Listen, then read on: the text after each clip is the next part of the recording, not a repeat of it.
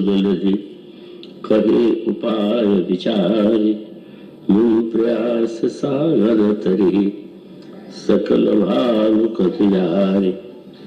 सखा कही तुम नीक उपाई, करिय दैव जो होई सहाई।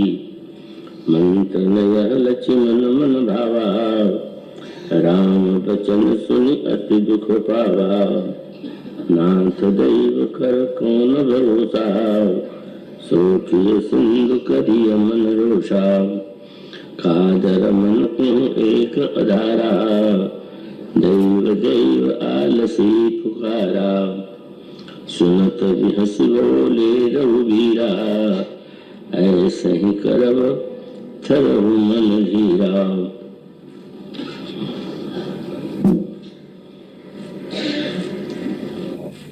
भक्तिमती देवियों, भगवत कथा रसिक महानुभाव, श्री रामचरितमानस में कृपा और पुरुषार्थ को किस रूप में प्रस्तुत किया गया है, इस बार इसी विषय पर केंद्रित होकर आपके समक्ष कुछ बातें रखी जा रही हैं। और इसके लिए, इसके स्पष्टीकरण के लिए इस प्रसंग को केंद्र बना करके जो पंक्तियां नित्य पढ़ी जाती हैं, उसमें यह स्पष्ट करने की चेष्टा की गई है कि जीवन में पुरुषार्थ और कृपा का क्या स्थान है, और व्यक्ति कब किस रूप में पुरुषार्थ को महत्व दे और कब वह कृपा के प्रति आश्रित हो जाए। यूं तो श्री रामचरितमानस में आदि से अंत तक, जैसा कि पहले दिन में आपने सुना, मंत्री जी ने जो संकेत किया था, मानस का जीवन दर्शन जो है वो समन्वय का जीवन दर्शन है। और उस समन्वय का तात्पर्य है कि परस्पर विरोधी प्रतीत होते हुए भी अगर उन विरोधी दृष्टियों में, विचारों में सामंजस्य की स्थापना नहीं होगी तो एक विघटन और विरोध का वातावरण ही संसार में सामने आ गया। और हमारी जो एक परंपरा है, शैली है कि आप अगर सारे पुराण, महाभारत, रामायण, इनका सम्यक अध्ययन करें तो एक बात जिस पर सबसे पहले ध्यान जाता है वो प्राचीन शैली यही थी। जिस समय में जिस व्यक्ति या विषय या देवता का प्रतिपादन करते थे वो सारी क्षमता जो है उसी की प्रशंसा में और उसकी स्तुति में लगा दी जाती थी। तो मानस में भी और अन्य ग्रंथों में कहीं तो पुरुषार्थ की प्रशंसा की गई और कहीं पर नियति, इसकी अनिवार्यता की ओर हमारा ध्यान आकृष्ट किया गया।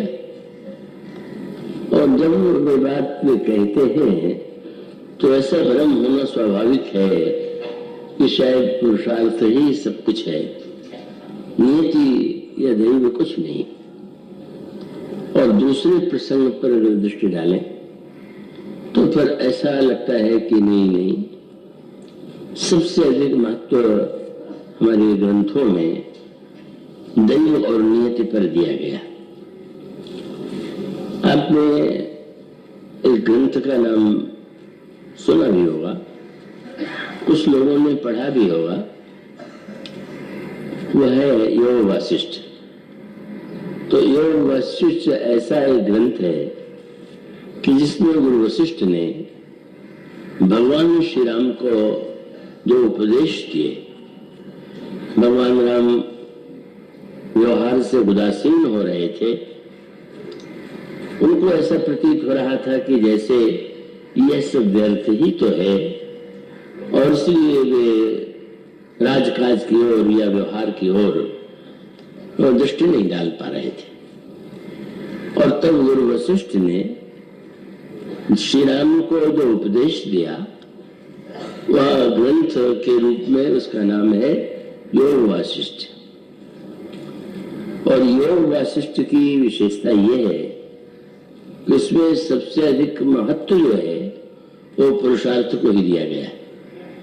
पुरुषार्थ के प्रतिपादन में, समर्थन में जो उक्तियां, जो दृष्टांत जो वासिष्ठ में प्रस्तुत किए गए हैं, उसको पढ़ करके यही प्रतीत होता है कि नहीं, पुरुषार्थ ही व्यक्ति के लिए सर्वश्रेष्ठ है और नियति या दैव इनकी स्वीकृति अनावश्यक है।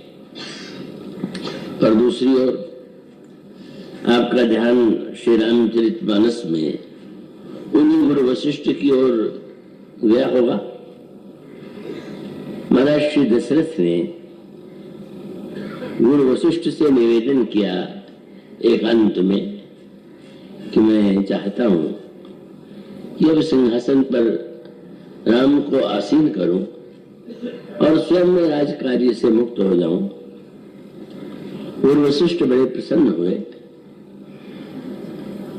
और उस समय जब महाराज दशरथ ने कहा कि राज्याभिषेक के लिए कोई अच्छा मुहूर्त आप निकालने की कृपा करें,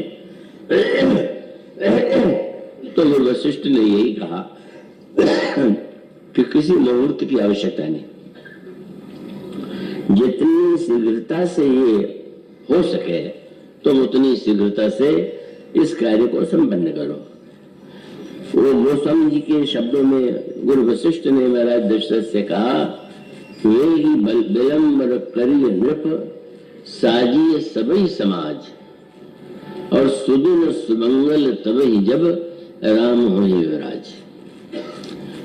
महाराज श्री दशरथ बड़े प्रसन्न हो गए। गुरु वशिष्ठ ने आदेश दे दिया है और उस कार्य को श्रेष्ठता से संपन्न करने के लिए भी आपका आदेश है, और वे शीघ्रता से सारा प्रयत्न करते हुए दिखाई भी देते हैं, लेकिन वह संपन्न तो नहीं हुआ। गुरु वशिष्ठ ने जिस राम राज्य के लिए ये कहा था कि विलंब मत करो, उसकी स्थापना 14 वर्ष बाद हुई। और इस अवसर पर तो जो घटनाएं घटित हुई, जैसे मंथरा ने कैकेयी जी की बुद्धि को परिवर्तित कर दिया, बदल दिया, और जैसे ठीक राज्याभिषेक के एक दिन पहले मंथरा से पूरी तरह से अभिभूत कैकेयी ने श्री राम के लिए वन जाने का आग्रह या वरदान महाराज श्री दशरथ से मांगा, राज्य अपने पुत्र को देने के लिए कहा, और परिणाम क्या हुआ कि भगवान श्री राम तो उस राज्य को छोड़ करके तत्काल चले जाते हैं और उसमें उनको रंच मात्र किसी प्रकार का दुख या उनके हृदय में पीड़ा नहीं होती। उनके जैसे चरित्र के लिए यह स्वाभाविक था। किंतु फिर उसके बाद श्री राम का वनगमन और श्री राम के वियोग में महाराज श्री दशरथ का प्राण का परित्याग, और उस समय अयोध्या में जो शोक, व्याकुलता और दुख का वातावरण छा गया, वो तो कल्पना से परे था। और जब महाराज श्री दशरथ की मृत्यु हो जाती है तो गुरु वशिष्ठ दूतों को आदेश देते हैं, भरत इस समय ननिहाल में है, कई देश में है, तुम लोग जाओ, उन्हें यहाँ का कोई समाचार मत सुनाना, बस यही कहना कि गुरुदेव ने आपको बुलाया है। दूत जाते हैं, लेकर के आते हैं, और फिर श्री भरत के आगमन के बाद जिस प्रकार का सारा वातावरण दुख और पीड़ा से व्याभोजित हो गया, उस समय गुरु वशिष्ठ ने उपदेश जो दिया, वह गुरु वशिष्ठ जो योग वासिष्ठ में पुरुषार्थ को ही सब कुछ बताते हैं, वो गुरु वशिष्ठ यहाँ पुरुषार्थ की महिमा का वर्णन नहीं करते। वहां तो यही कहते हैं, जब उन्होंने भाषण दिया तो पूर्व वशिष्ठ ने कहा कि सुनो भरत भावी प्रबल। भरत सबसे अधिक व्यक्ति की जो भावी है, जो नियति है, वही प्रबल है। और सत्य तो यह है कि सुनो भरत भावी प्रबल, बिलख कहो मुनिनाथ, हान लाभ जीवन मरण जस अपजस विधियात। हानि लाभ और जीवन और मृत्यु, यश और अपयश इनमें व्यक्ति का कोई वश नहीं है, ये तो सब ब्रह्मा और नियत के अधीन। तो आश्चर्य होता है। तो जिन्होंने योग वासिष्ठ में पुरुषार्थ को ही सब कुछ बताया हो, वही गुण वशिष्ठ जब ये कहे कि नहीं नहीं नियति से बढ़कर के कोई नहीं है, तब साधारणतया तो यह भ्रम हो सकता है कि गुरु वशिष्ठ की किस बात को सत्य माने, सही माने। और उसका उत्तर यही है कि जो व्यक्ति या समाज या धर्म के संदर्भ में जो बात कही जाती है, का वो स्वाभाविक रूप से जिस समय जो मानने और जिसे स्वीकार करके समाज गतिशील हो सकता है। अब मान लीजिए अगर यही उपदेश दे दिया जाए कि बस जो कुछ है वो नियति है, जो कुछ है वो प्रारब्ध है, व्यक्ति का पुरुषार्थ कुछ है ही नहीं, तो उसका समाज पर क्या प्रभाव पड़ेगा? ऐसे अनेक लोग होते हैं कि लोग तमोगुण में डूब जाएंगे, निष्क्रिय हो जाएंगे और वो भाग्य भरोसे बैठे रहेंगे। तो ऐसे लोग अगर समाज में अधिक हो जाए तो फिर वो समाज गतिशील हो ही नहीं सकता है। इसलिए अगर लोगों को उपदेश दिया जाएगा तो पुरुषार्थ का ही तो उपदेश दिया जाएगा। तुम्हारा क्या कर्तव्य है और तुम किस तरह से प्रयत्न और पुरुषार्थ के द्वारा सब कुछ पा सकते हो, यही उपदेश देकर के व्यक्ति को कर्म की दिशा में प्रेरित किया जा सकता है। तो ऐसी स्थिति में नियति की प्रशंसा के स्थान पर पुरुषार्थ की प्रशंसा ही उचित है और उपयोगी है। पर जब ऐसी स्थिति हो जाए कि जहां पर प्रयत्न समाप्त हो गया, एक डॉक्टर या वैद्य जब रोगी की चिकित्सा करता है तो पुरुषार्थ को ही महत्व देता है।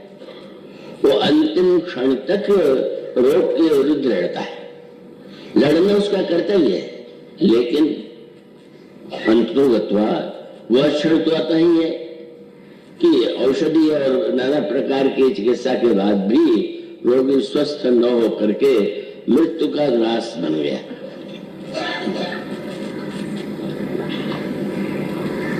तो फिर क्या ऐसी परिस्थिति में पुरुषार्थ की प्रशंसा करना उचित है क्या? ये कहना क्या सही है क्या कि जो कुछ है वो सब पुरुषार्थ है? उस समय तो नियति को ही, भावी को ही महत्व देना होगा। और उस समय व्यक्ति के जीवन में उस निराशा के क्षण में उसको जब यह बताने का प्रयत्न किया जाता है कि सब कुछ व्यक्ति के ही अधीन नहीं है, अपितु नियति के द्वारा भी व्यक्ति का जीवन संचालित होता है, जन्म के साथ मृत्यु अनिवार्य है, तो स्वाभाविक रूप से उसके जीवन में एक सांत्वना प्राप्त होती है और उस सांत्वना से वह व्यक्ति जो है वो दुख से अपने को मुक्त कर पाता है। भगवान राम का ही एक दृष्टांत ले लें। भगवान श्री राम जब सिंहासनासीन होते हैं तो सिंहासनासीन होने के बाद प्रभु एक दिन अपनी प्रजा को आमंत्रित करते हैं और आमंत्रित करने के बाद प्रभु ने उन्हें उपदेश दिया और उसमें भगवान ने पुरुषार्थ का समन्वय करते हुए जो लोग ये कह देते हैं कि यह तो ईश्वर की प्रेरणा से हुआ, या समय ही मेरे प्रतिकूल था, या प्रारब्ध ही मेरे प्रतिकूल था, भगवान राम कहते हैं कि नहीं, अब वहां जो भगवान राम का उपदेश है उसमें तो भगवान राम यही सूत्र देते हैं कि आप कैसे कह सकते हैं, क्योंकि जब आपको कोई वस्तु दी गई, ईश्वर ने व्यक्ति को शरीर दिया और शरीर में अनेक क्षमताएं दी, अनेक सामर्थ्य दिए, तो ऐसी परिस्थिति में अगर ऐसी वस्तु व्यक्ति को मिली हुई है और अगर वो व्यक्ति उसका उपयोग नहीं करता है, तो उस व्यक्ति को हम कैसे मान सकते हैं कि उसने ईश्वर के द्वारा की गई कृपा को और उस कृपा के द्वारा उसने सही दिशा का अनुगमन किया। उस समय गोस्वामी जी का संकेत सूत्र क्या है? भगवान राम कहते हैं आप लोग विचार करके देखिए, अगर कृपा की बात करें तो उन्होंने कहा कि अब यही मान के चलिए कि ईश्वर ने आपको मनुष्य का शरीर दिया, पर मनुष्य का शरीर उसने जब दिया और उसमें अनेक योग्यताएं क्षमताएं इसको भर दिया, तो फिर उन्होंने कहा सोचो, ईश्वर के द्वारा अगर मनुष्य शरीर मिला और वो शरीर कैसा है, बोले साधन धाम मोक्ष कर द्वारा जाई न पाई न जई पर लोक संवारा। और उसके बाद उन्होंने कहा नर तन भव वारिधि कह बेरो सन्मुख मरुत अनुग्रह मेरो कर्णधार सदगुरु दृढ़ नावा दुर्लभ साज सुलभ करी पावा। और वे कहते हैं कि जो लोग ईश्वर का नाम लेते हैं तो व्यर्थ, भगवान ने कहा वो तो ऐसे व्यक्ति हैं कि केवल दुखी ही रह सकते हैं। और वो रामायण के दोनों लोग शब्द पाते हैं। भगवान राम कहते सो परत्र दुख पावई सिर धुन धुन पछताए। किसको दोष? काल कर्म ही ईश्वर मिथ्या दोष लगाए। भगवान कहते हैं मनुष्य अगर अपनी दुर्बलता के लिए काल को कारण बता दे अथवा कर्म या ईश्वर को कारण बता दे तो व्यक्ति तो अत्यंत अभागा है और वो निश्चित रूप से दुखी ही होगा। भगवान श्री राम का यह उपदेश और वही भगवान श्री राम जिसमें चित्रकूट में आप निवास करते हैं और श्री भरत अयोध्या के समाज को लेकर के चित्रकूट आते हैं, उसमें सबसे दुखद स्थिति महारानी कैकेयी की है, क्योंकि सभी तो श्री राम से के स्नेह से भरपूर है, पर प्रत्येक व्यक्ति की दृष्टि महारानी कैकेयी की ओर है और प्रत्येक व्यक्ति उन्हें अत्यंत निंदनीय घृणास्पद मानता है। ऐसी स्थिति में आप कैकेयी जी की दशा की कल्पना कीजिए, जब पुत्र ने भी मां कहना छोड़ दिया हो, अयोध्या का कोई नागरिक पुरुष या स्त्री उन्हें केवल अपमान को छोड़ करके कुछ न दे रहा हो। अब उस समय भगवान श्री राम ने क्या किया? वो समझने का सबसे पहली बात तो यह थी कि प्रथम राम भेटी कैकेयी। भगवान राम ने सबसे पहले मां कैकेयी से भेंट किया और उसके पश्चात मां को समझाने के लिए, उनके दुख और पीड़ा को मिटाने के लिए भगवान राम ने जो वाक्य कहे उत्तरकांड से बिल्कुल उल्टे। अब कैकेयी जी को अगर कोई भी कहे या श्री राम भी यदि कहे कि नहीं आपका दोष नहीं है, जो दोषी बताते हैं वो तो घृणा करते हैं। अब भगवान श्री राम ने क्या किया? उन्होंने कैकेयी जी को सांत्वना देने के लिए, मां वस्तुतः अगर आपको ये लगता हो, मुझे तो नहीं लगता, मुझे तो लगता है कि आपका आदेश मेरे परम कल्याणकारी है, लेकिन अगर मान ले कि आपको यही लग रहा है कि आपका अपराध है, आपकी भूल है, तो सत्य तो यह है कि आपका दोष ही नहीं है। तब किसका दोष है? रामायण की पंक्ति आपके सामने किन शब्दों में आती है? भगवान राम कहते हैं पग परिकीर्ण प्रबोध बहोरी काल कर्म बीढ़ी सिर धरी खोरी। तुम्हारा दोष नहीं। मां समय कभी कुछ ऐसा होता है जब व्यक्ति के द्वारा उसके मस्तिष्क में कुछ विचार ऐसे आते हैं जो बाद में दुखदायी सिद्ध हो, और पूर्व जन्मों का जो परिणाम है वो भी कभी कभी व्यक्ति के द्वारा ऐसे कार्य की दिशा में व्यक्ति को ले जाता है जो उसके लिए दुखद होता है। और इम्मा आप यह तो जानते हैं कि सृष्टि ब्रह्मा की बनाई हुई है, और ब्रह्मा ने जो संसार बनाया है उसमें दुख और सुख अनिवार्य है। इसलिए अगर आप किसी को दोषी भी देखना चाहें तो दोष आपका नहीं है, काल कर्म विधि, दोनों बात विरोधी हो गई। अयोध्या वासियों से कहते काल कर्म ईश्वर को दोष बिल्कुल मत दो, अगर तुम ऐसा करते हो तो तुम बहुत बड़ा अपराध करते हो। और कैकेयी जी से भगवान श्री राम ये कहते हैं कि जो कुछ होता है वो तो काल कर्म विधि के द्वारा होता है। क्यों? ऐसे परस्पर विरोधी वाक्य ग्रंथों में मिलते हैं। और सबसे बड़ी कठिन समस्या तब होती है कि जब कई लोग गीता का तात्पर्य क्या है, रामायण का तात्पर्य क्या है, इस ग्रंथ का तात्पर्य क्या है, उसके लिए किसी एक पंक्ति को ले लेते, एक श्लोक को ले लेते हैं या एक चौपाई को ले लेते हैं और यह कहने लगते हैं कि यही तो रामायण का, गीता का, महाभारत का ये सिद्धांत है। तो वस्तुतः सारे ग्रंथों में परस्पर विरोधी सिद्धांत आपको मिलेंगे, और परस्पर विरोधी सिद्धांत जो है उचित अवसर पर प्रत्येक सिद्धांत उपयोगी और सही, और सही समय में व्यक्ति अगर उसको उस दृष्टि से विचार करके देखेगा तो उसके जीवन में समन्वय और संतुलन की ऐसी स्थिति उत्पन्न हो जाएगी कि वो प्रत्येक घटना में अपने आप को संतुष्ट कर सकता है।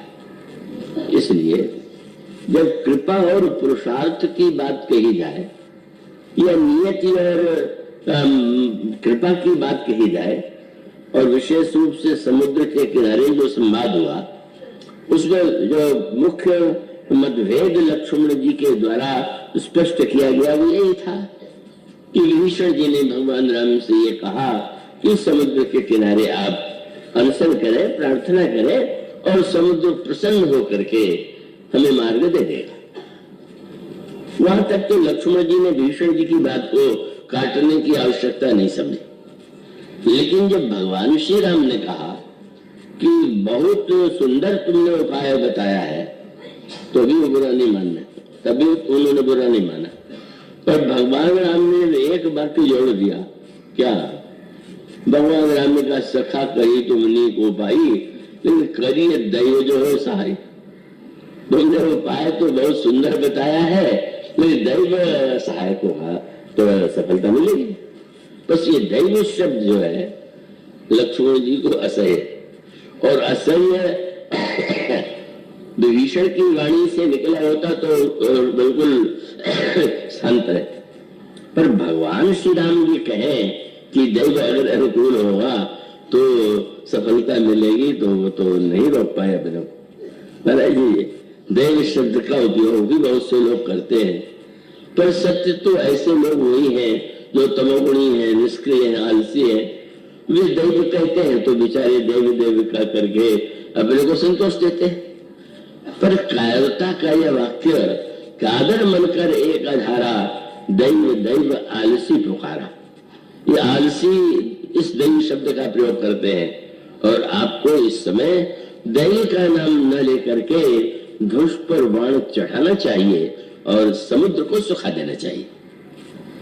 आगे चल करके वही क्रम जो मानस में आदि से लेकर अंत तक जिसको स्पष्ट करके बहुत सैद्धांतिक उपदेश दिया गया, और ये है कि नियति जीवन जैसे दिन और रात्रि जो है वो दोनों ही जीवन के अंग है, सुख दुख है।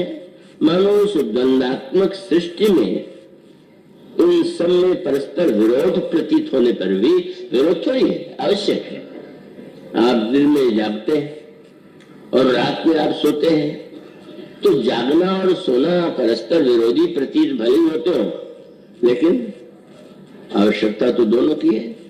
जब आप जागते हैं तो कर्म करते हैं, और जब सोते हैं तो भी तो आप कर्म करने की शक्ति प्राप्त करते हैं। और उसका अभिप्राय है कि मानस का जो दर्शन है, और इसी दर्शन को भगवान राम ने आगे चल करके सेतु बंध के द्वारा क्रियान्वित किया। और वो दर्शन यही है कि वस्तुतः समाज में या व्यक्ति में इन दोनों की आवश्यकता है।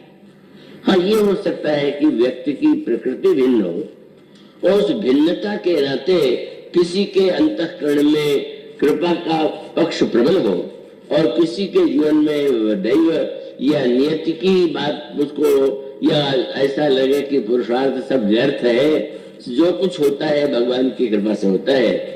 तो ये बात भी जो कही जाती है वो प्रकृति की भिन्नता से संभव है। और उसका सबसे बड़ा दृष्टांत कल जैसा आपके सामने दृष्टांत दिया गया था प्रताप भानु और महाराज मनु का। अब ये जो दो महान पुरुष उस युग के थे, वो दो महापुरुष हैं विश्वामित्र और वशिष्ठ। और आप ध्यान देंगे तो भगवान श्री राम के चरित्र में इन दोनों को समान महत्व दिया गया। तो भगवान श्री राघवेंद्र ने दोनों को ही गुरु के रूप में स्वीकार किया। अगर इसको इसके पीछे जो रहस्य है उस पर आप दृष्टि डालें तो स्पष्ट हो जाएगा कि ये जो दोनों महापुरुष हैं, इन दोनों के विचार में ही भिन्नता नहीं, दोनों के परस्पर विरोध का, दोनों की टकराहट का ऐसा वर्णन है श्रीमद् भागवत में आपने सुना होगा, जिसे वेदव्यास जी कहते हैं कि विश्वामित्र और वशिष्ठ जो है पक्षी बन करके हजारों वर्ष तक लड़ते रहे। अटपटी सी बात लगती है, लेकिन जब कोई पक्षपात हमारे हृदय में होता है तो स्वाभाविक रूप से उससे भिन्न मत वाले से लड़ाई होती। अब उसको समन्वय इस रूप में प्रस्तुत दिया गया कि भगवान श्री राघवेंद्र का प्राकट्य अयोध्या में हुआ है, पर वो वशिष्ठ के प्रति अगर आप सारे पुराणों में विश्वामित्र की कथा को पढ़ें तो ऐसी घटनाओं का वर्णन है कि जिसको पढ़ करके व्यक्ति का हृदय व्याकुल या दुखी नहीं रह सकता। तो विश्वामित्र जिस तरह से कठोर परीक्षा हरिश्चंद्र की लेते, या विश्वामित्र जिस तरह से वशिष्ठ जी के पुत्रों को जलाकर भस्म कर देते हैं, तो उनके जिस तरह से वे मेनका के सौंदर्य पर आसक्त होते हैं, वह तो उनके चरित्र की अनेक दुर्बलताओं की ओर संकेत किया जाता है। समझना चाहिए। कई लोग बहुत आश्चर्य से कहते हैं, अरे विश्वामित्र तो इतने महान थे कि वे तो गायत्री मंत्र के दृष्टा ऋषि हैं, और जिसने गायत्री मंत्र का जो दृष्टा बना उससे बढ़कर के ऋषि कौन होगा। और यह समझने की बहुत बड़ी भूल है। कोई व्यक्ति मंत्र का दृष्टा, आपने अगर उसका अध्ययन किया हो तो उसका अर्थ यह है कि मंत्र का दृष्टा ये नहीं कि हर समय वो व्यक्ति बहुत ही ऊंची स्थिति में होगा तो मंत्र का दृष्टा बनेगा। उसका विस्तृत वर्णन पतंजलि दर्शन में हमारे पुराणों और शास्त्रों में किया गया है कि एक ऐसी पद्धति, योग में भी इसका वर्णन किया गया और अनेक पद्धतियों में भी ये समावेश किया गया कि व्यक्ति कैसे अपने अंतःकरण की वृत्तियों को जब उन पर विजय प्राप्त करता हुआ, जिस समय वह निर्विकल्प समाज की दिशा में जाता है और जब उसकी प्रज्ञा जो है वो सांसारिक तर्क वितर्क राग द्वेष सबसे उन्मुक्त होती है, उस समय उस स्थिति में जिस मंत्र का साक्षात्कार होता है वो उस काल की विशेषता है और उस काल को उसको ऋषि ने प्रयत्न पूर्वक पाया है और उसी को शास्त्री उसका नामकरण किया है ऋतंभरा प्रज्ञा। ऐसी प्रज्ञा, ऐसी बुद्धि कि व्यक्ति के अंतःकरण में उस समय सत्य को छोड़ करके और कुछ नहीं आता। तो ऋतंभरा प्रज्ञा के काल में अगर कोई मंत्र का दृष्टा है तो इसमें कोई संदेह नहीं कि उसने एक महान सफलता पाई, पर इसका अर्थ ये नहीं लेना चाहिए कि जो व्यक्ति ऐसा ऋषि हो उसके जीवन में कोई कमी नहीं होगी या उसके जीवन में साधारण समय में एक विशेष काल में विशेष स्थिति में अपने जीवन अपने अंतःकरण की ऊंचाई पर व्यवहार में कभी कभी ठीक उल्टा बन। तो विश्वामित्र जी के पूरे इतिहास को पढ़े तो दो बातें सामने आती है कि एक तो बड़े पुरुषार्थी, और पुरुषार्थी व्यक्ति में जितने दोष और गुण होते हैं सब उनमें विद्यमान। आप जो उनकी गाथा है उसमें उसी की ओर संकेत पाएंगे। वशिष्ठ मुनि है और विश्वामित्र राजा है।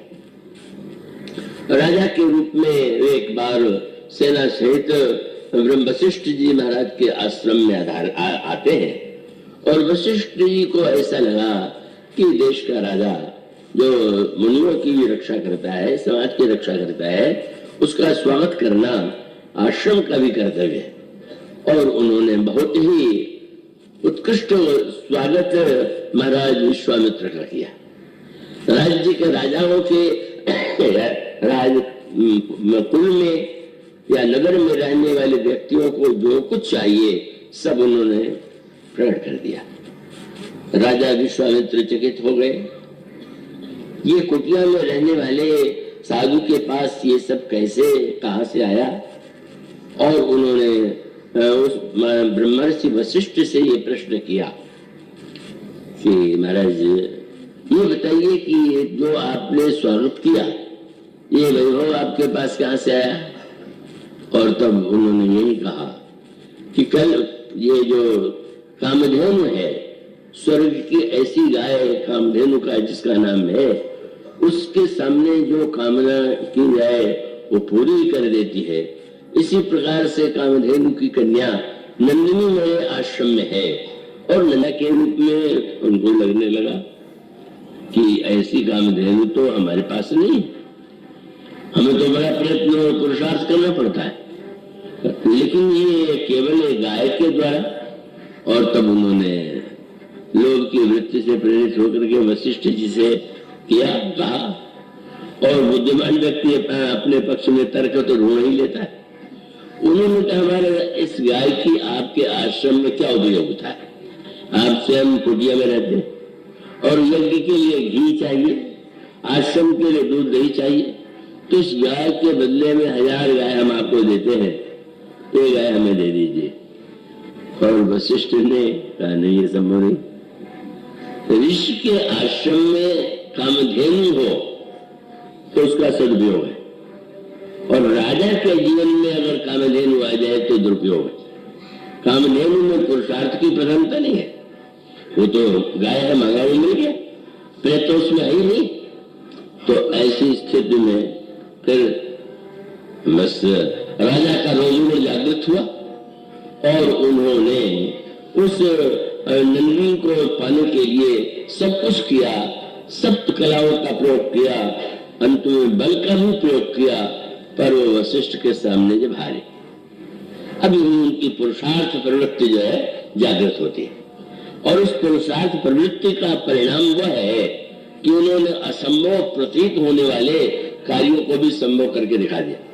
विश्वामित्र के जीवन की ऐसी घटनाएं जो अगर कहें तो अधिक इच्छा होगा कि वशिष्ठ के जीवन में उतने चमत्कार नहीं दृष्टिगोचर होते जैसे कि विश्वामित्र जी के जीवन में हुए। फिर वो क्षत्रिय के रूप में स्वयं असमर्थ पा करके ब्राह्मण बनने का संकल्प लेते हैं, और वो जन्मना वर्ण व्यवस्था के स्थान पर अपनी तपस्या के द्वारा ब्राह्मण और ब्रह्मर्षि कहलाने का सौभाग्य प्राप्त करते हैं। इतनी बड़ी तपस्या कि सारे संसार ने उनको ब्रह्मर्षि के रूप में स्वीकार किया, और जैसा आप जानते हैं वो गायत्री मंत्र के दृष्टा भी है।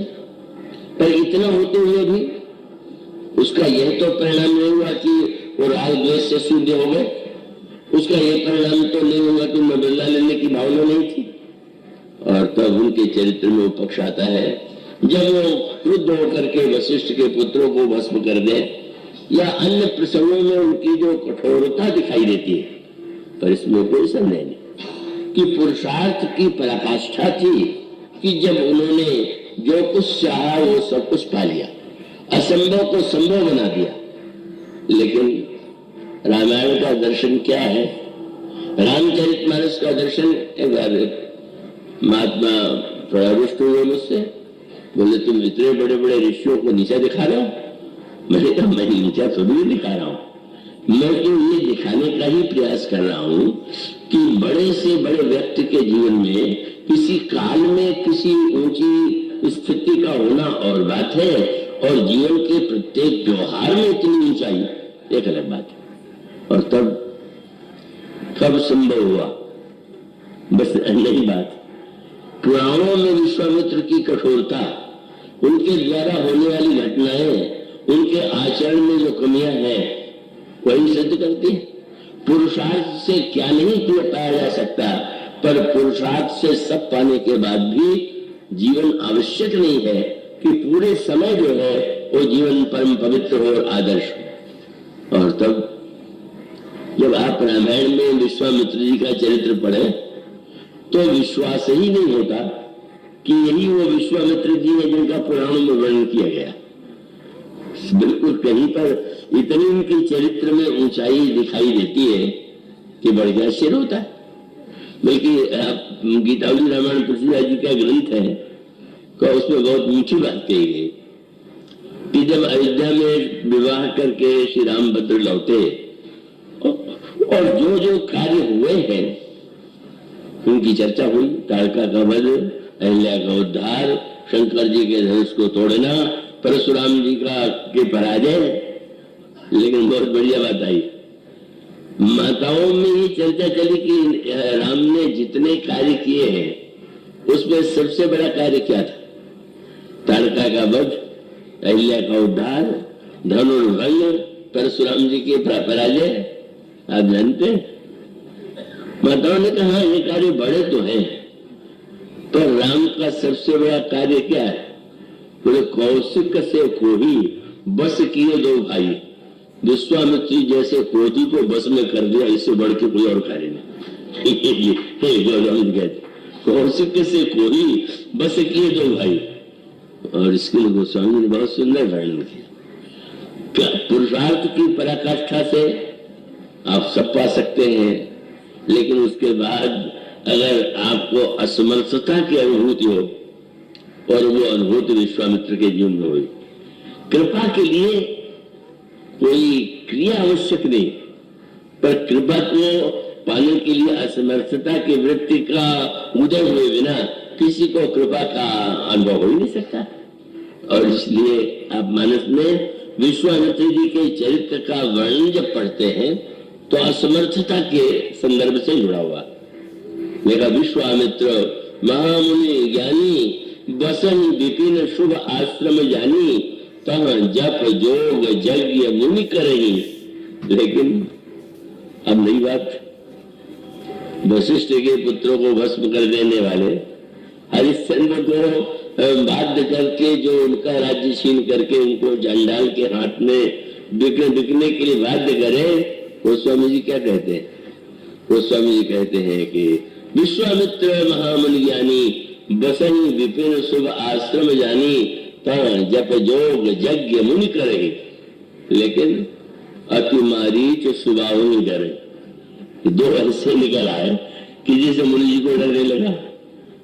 ये बहुत समय उतने दिनों का नहीं है कि बड़े से बड़ा महापुरुष भी ये जो तारका और सुबाहु है उनको जीत नहीं पाता है।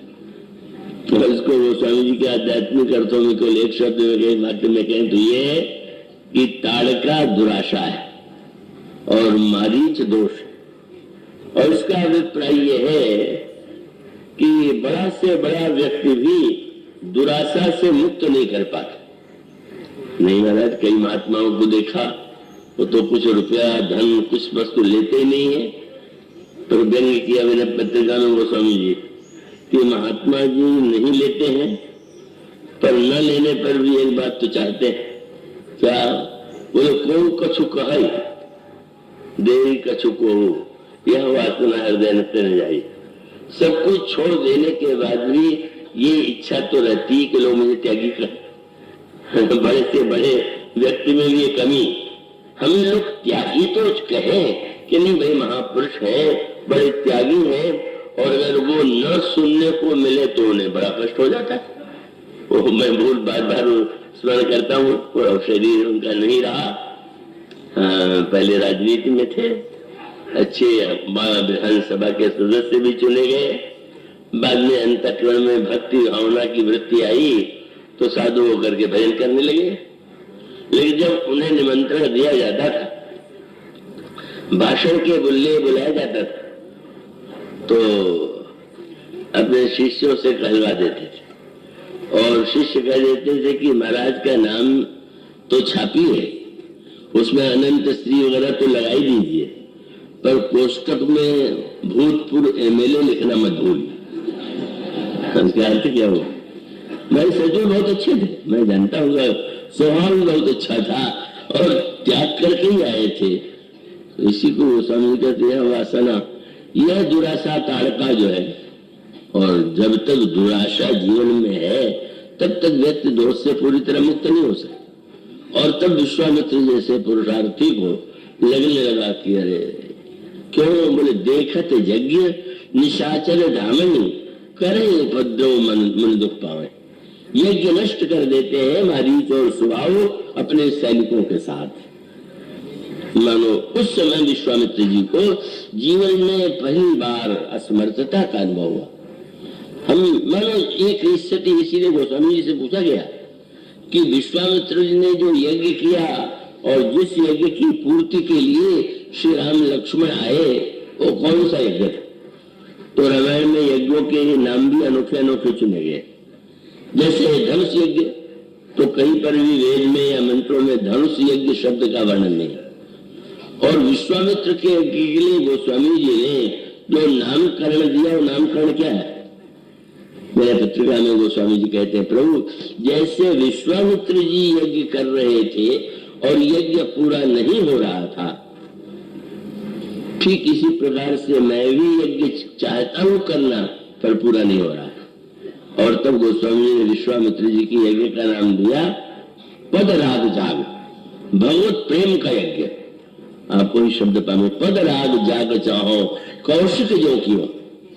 और इसका सीधा सा तात्पर्य है कि असमर्थता तो अविसंभावी है। बड़ा से बड़ा व्यक्ति भी यह दावा नहीं कर सकता है कि उसने बाह्य और आंतरिक शत्रुओं को पूरी तरह परास्त कर दिया है।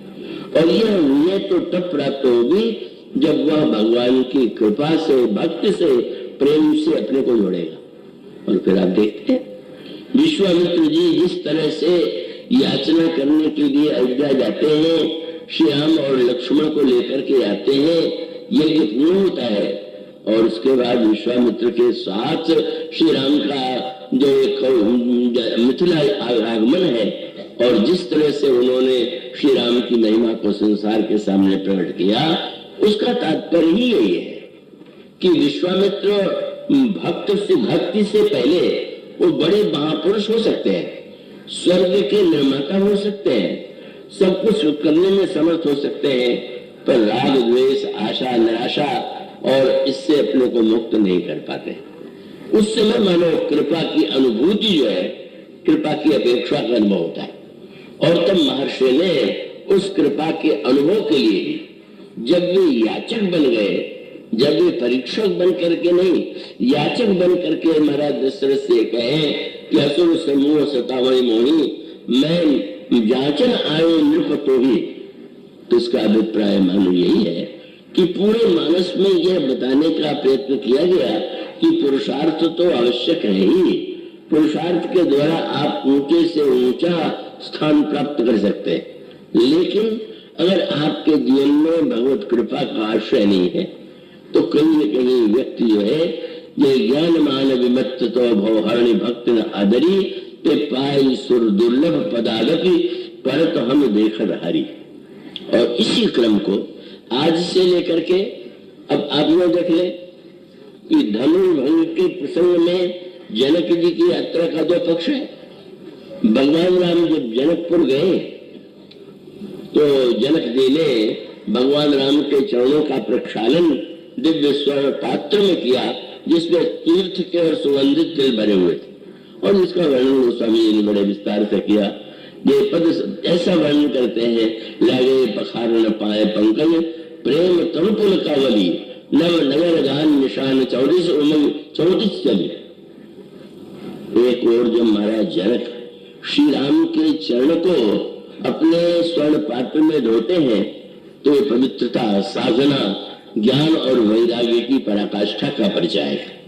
जनक महान विरागी है, स्वयं में स्वीकार करते हैं सहज विराग रूप मन मोरा, लेकिन उसके पहले श्री राम ने जनकपुर के मार्ग में वे चल रहे थे, तो फिर अहिल्या का प्रसंग क्या बताने के लिए है?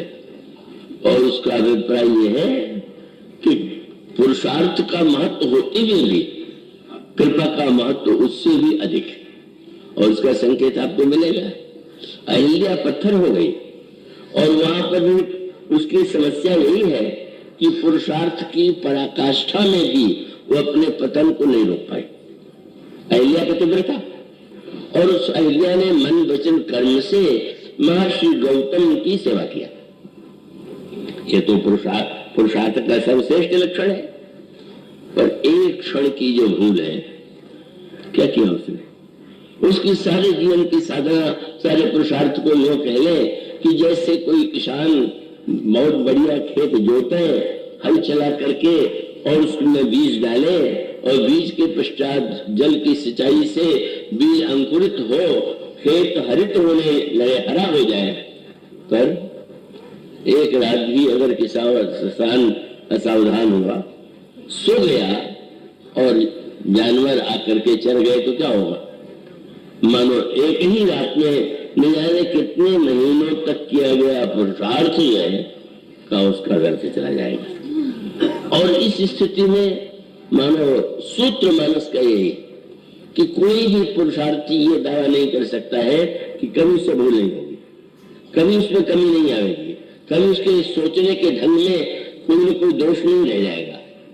और तब यह जो पत्थर बनी हुई अहिल्या है, वो पत्थर बनी हुई अहिल्या के लिए विश्वामित्र जी जो अनुरोध करते हैं, अब अहिल्या में कौन सी विशेषता मान करके श्री राम उसका उद्धार करें, तो शब्द ही आता है। भगवान श्री राम ने पूछा, महर्षि यह कौन है? पत्थर के रूप में नारी दिखाई दे रही है, और तब वे कहते, गौतम नारी शाप बस उपल देह धरि धीर, चरण कमल रज चाहती। चरण कमल रज को जड़क पाते हैं, और ये बेचारी चाहती तो है पर बोल नहीं सकती, सोने के बर्तन में चरण धो नहीं सकती, कुछ तो नहीं है, लेकिन शब्द कितना सुंदर उन्होंने चला, क्या बोले, कृपा करो रघुवीर। विशेषता से तो जो लोग आपके निकट पहुंच जाते होंगे, लेकिन कृपा की पराकाष्ठा तो यही है कि इसे चैतन्य बनाने के लिए स्वयं आपका आगमन हुआ। और इस क्रम से मानो साधना कृपा, पुरुषार्थ और कृपा, इन दोनों का सामंजस्य आपको पूरे रामचरितमानस में सर्वत्र दृष्टिगोचर होगा। और उसी क्रम में ये समुद्र के किनारे का जो प्रसंग है, और वो बार बार एक सूत्र दिया गया।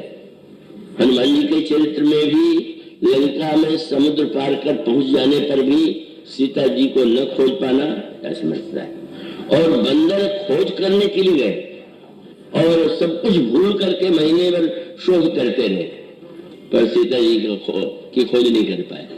और अंत में जब तक स्वयं प्रभा ने वह सूत्र नहीं दिया, स्वयं प्रभा वह गुफा में निवास करने वाली दिव्य तेजोमयी देवी है, बंदर प्यास के मारे मरने लगे और वन में भटक गए, और तब ये मन का भटकाव संशय की ओर, आप जब कोई पुरुषार्थ करते हैं सफलता नहीं मिलती है तो आपके मन में संशय होता है, संशय विपिन, और प्यास बहुत दिन, आप बहुत घंटे प्यास रोकें भी तो प्यास को क्या पूरी तरह रोका जा सकता है। और तब हनुमान जी उन्हें ऊपर ले जाते हैं और वहां उस गुफा में ले जाते हैं जहां पर स्वयं प्रभा का निवास। ये नाम बड़ा सांकेतिक है। प्रकाश जब चाहिए तो आपको उसके लिए प्रबंध करना पड़ता है, दीपक हो चाहे बिजली हो, सबके लिए प्रकाश के लिए प्रकाश के कोई न कोई प्रबंध चाहिए। लेकिन एकमात्र यह जो स्वयं प्रभा है भगवान की कृपा है, कहीं किसी व्यक्ति के प्रयत्न का परिणाम नहीं, और व्यक्ति के प्रयत्न का परिणाम यदि नहीं है तो फिर वहां पर सूत्र तो वही कि स्वयं प्रभा ने बंदरों से कहा, ये सरोवर में जल है, पी लीजिए, फल खा लीजिए। और उसके पश्चात जब बंदर पास में आकर स्वयं प्रभा के बैठे तो स्वयं प्रभा ने पूछा, आप लोग बड़े उदास लग रहे हैं, क्या बात है? उन्होंने गाथा सुनाते हुए सीता की जी की खोज में हम लोग दसों दिशाओं में भटक रहे हैं, पूरा प्रयत्न कर रहे हैं, न रात को सोए, न तो दिन में कभी भोजन की चिंता किया, लेकिन अब क्या करें, सीता जी का दर्शन नहीं मिला। और तब बड़ा सांकेतिक प्रश्न किया स्वयं प्रभा ने, आप लोगों ने सीता जी को आंख खोल कर ढूंढा कि आंख बंद करके? तो बड़ा विचित्र हो गया। कोई व्यक्ति कोई कमरे में ढूंढे और है कमरे में और न मिले तो लोग कहते हैं क्या देख रहे हो क्या अंधे की तरह? तो आप लोगों ने आंख खोल करके कि आंख बंद करके? तो उन्होंने कहा आप क्या कह रही, हम लोग 1 महीने में एक क्षण भी नहीं सोए, हम लोगों ने नेत्र मुदना आवश्यक ही नहीं समझा। और तब महामंत्र स्वयं प्रभा ने दिया, अब आंख खोल करके तो बहुत कुछ कर चुके, अब मुदो नहीं, जरा आंख मुदो। मतलब पुरुषार्थ माने आंख खोल करके चलना, और कृपा माने भगवान के लिए आंख मूंद लेना। अब आपकी कृपा के बिना हम कुछ नहीं कर सकते हैं। यह कृपा के प्रति जब आस्था उत्पन्न होती है, और जितनी आस्था वो भी आंख मूंद लिया, थके थे तो आंख मूंद ही लेंगे, हाँ बिना थके तो कोई आंख जल्दी मूंदता नहीं। लेकिन आंख मूंद लेने के बाद भी जब उन्होंने आंख खोल करके देखा और सामने समुद्र लहराता हुआ दिखाई दे, तो बोले चमत्कार तो उल्टा हो गया। आशा थी सीता जी का दर्शन होगा, समुद्र, और वहां तो बड़ा तालाब था, मीठा जल था, अब यहाँ तो समुद्र के किनारे प्यासों मारे। और तो फिर सूत्र आता है, इन बंदरों ने निश्चय कर दिया, वही पुरुषार्थी की समस्या है। पुरुषार्थ करने पर जो व्यक्ति निराश होता है तो यह तो सोच लेता है कि प्राण को ही छोड़ दे, मृत्यु हो जाए। और बंदरों ने निर्णय किया कि बस हम लौट करके नहीं जाएंगे, बस समुद्र के किनारे अनशन करके प्राण छोड़ देंगे। यही पुरुषार्थ की परिणति है। वो सब है, ऐसे अवसर आते हैं पुरुषार्थ के सामने। लेकिन फिर संपाति नाम का गीध, उसने जब ये सुना कि बंदर अनशन करके प्राण देने वाले, तो उसके मुख से निकला, मैं बहुत दिन से भूखा था, आज ब्रह्मा ने एक ही साथ प्रबंध कर दिया। अब और डर गए कि अब मरने का निश्चय तो हम लोग ही कर ही चुके थे, पर इस समय भी अंत में गीध ही खाएगा, तो लगता है कि इससे बढ़कर के जीवन के लिए असाध्य दुख क्या होगा। लेकिन फिर अंदर का वाक्य और जटायु की गाथा सुनकर के संपादी ने आकर के कहा, और वर्णन करते हुए कहा कि वो अशोक वाटिका, अब बंदरों को तो वाटिका दिखाई नहीं दे रही, उस वृक्ष के नीचे सीता जी बैठी हुई। बंदरों ने कहा हमें तो नहीं दिखाई दे रहा, तो अच्छा एक कार्य करो, मुझ पर विश्वास कर दो, मैं देखूं तुम नाई ने गीधे दृष्टि पार। लेकिन अब संकट ये है कि अब स्वयं प्रभा संपाति ने ये कहा कि अब 100 योजन जो समुद्र पार करेगा वही सीता जी का दर्शन करेगा। अब बेचारे बंदर फिर से एक बार संतुष्ट हो गए। जब बंदरों को व्याकुल देखा तो संपाति ने कहा, अरे ये क्या हो गया, आप लोग अब इतना प्रयत्न करने के बाद भी निराश क्यों दिखाई दे रहे हैं? देवी, ये समुद्र पार कर सकेंगे क्या हम लोग? उपाय तो आपने बता दिया, लेकिन हमें तो ये संभव नहीं। और तब संपाति ने जो संदेश दिया वो शब्द कृपा वाला ही था। बोले मोहि विलो की डरो मन धीरा।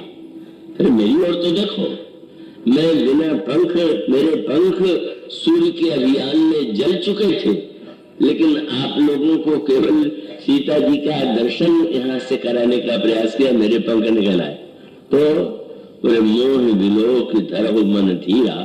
राम कृपा, जब पुरुषार्थ का पंख नष्ट हो जाता है तो कृपा का पंख मिल जाता है।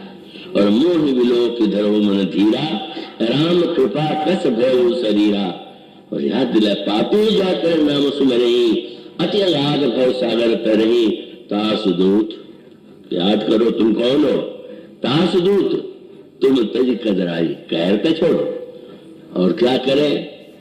कृपा माने बोले राम हृदय धरि करो उपाय, करो पर श्री राम को हृदय में धारण कर। उनकी कृपा शक्ति को पा करके जब तुम सीता जी को पाने का प्रयत्न करोगे तो मिलेंगी, पर कृपा की मात्रा तो पूरी नहीं थी। ये तो नहीं था कि कृपा से हम पार हो जाएंगे, और तब हनुमान जी में ही कृपा का वो आश्रय था कि अंततः गत्वा वे समुद्र को पार करते हैं। इसलिए मानो यह कृपा और पुरुषार्थ, पुरुषार्थ व्यक्ति का कर्तव्य है क्योंकि हमें करना, और कृपा उन्हें करना है, इस पर हमारा क्या बस। भाई उन्हें जो करना है वो कृपा, हमें जो करना है वो पुरुषार्थ। तो हम तो वही कर सकते हैं जो हमें करना चाहिए, उनको जो करना है कब करेंगे, कैसे करेंगे। मानो इसी का समन्वय यहाँ पर सामने समुद्र के तट पर आया, जब भगवान श्री राम ने पहले बंदरों से पत्थरों का सेतु बनवाया और बाद में उसी सेतु पर खड़े होकर के कृपा का नया पुल बना दिया। तो आज इतना ही, इसके बाद की चर्चा। बोलिए श्याम।